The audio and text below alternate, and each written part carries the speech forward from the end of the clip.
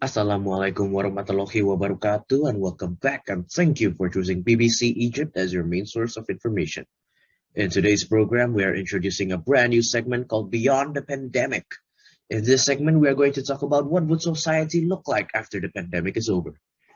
To begin with, the most noticeable change would be the fact that no mask will be seen among society. Tourism will also increase and the popular tourist spots such as the mysterious pyramids of Giza and the majestic Valley of Kings would be crowded once again. Businesses would also return to normal, which results in the streets of Egypt to be filled once again with people from all walks of life. The streets would also be filled with street vendors who would once again fill our bellies with delicious food.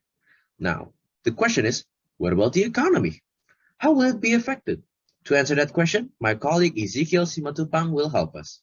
If we take a look at the statistics, the lockdown exercise by the government may not be the best solution economic-wise. The COVID-19 crisis led to a 1.1% decline in Egypt's GDP, which is the gross domestic product, during April to June during 2019-2020, compared to the same quarter in 2018-2019.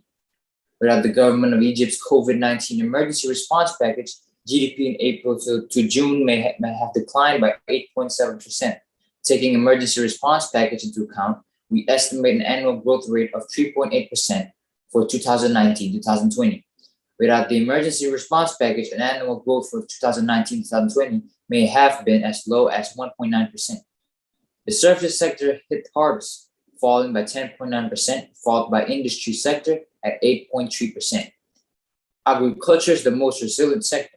However, these losses are lower than those expected in comparable countries, especially those that resort to extended periods of full lockdowns. Impacts on Egypt's agri-food systems are less severe than elsewhere in the economy. Most damage will occur in non-farm components of the agri-food system due to falling consumer demand. Now, to discuss on how has the lockdown affected students of working-class families and what long-term impact is there to be expected, my colleague Clara will explain. Pupils all over Egypt are currently under online learning for 2 years now, with the rapid change from the usual face interactive teaching to screen-recorded lessons. School starts 30 minutes later, and the national government imposed a hybrid system which allows students to do offline learning with designated time slots and paramount health measures. That being said, by the end of July to September 2021, the country's minister has implemented an EL&HUM TV program with a goal to urge the youth on taking the vaccine on behalf of the educational sector.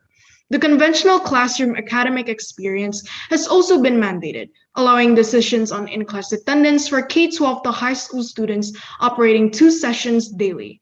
Platforms such as the Nile Specialized Educational Channels and the Edmodo continues to assist students in adapting to the major change, which generally allows the efficacy of communication and learning through technology.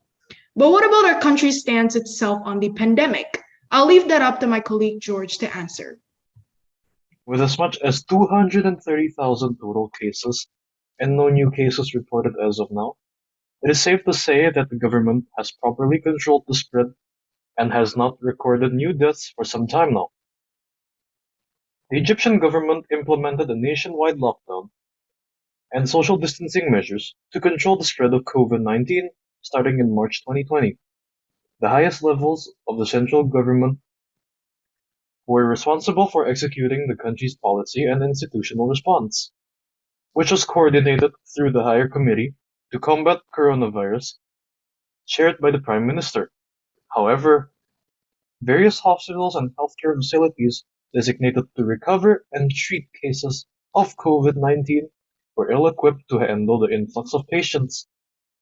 With reports of limited provision and access to personal protective equipment, and in some cases, weak enforcement of health safety guidelines during treatment.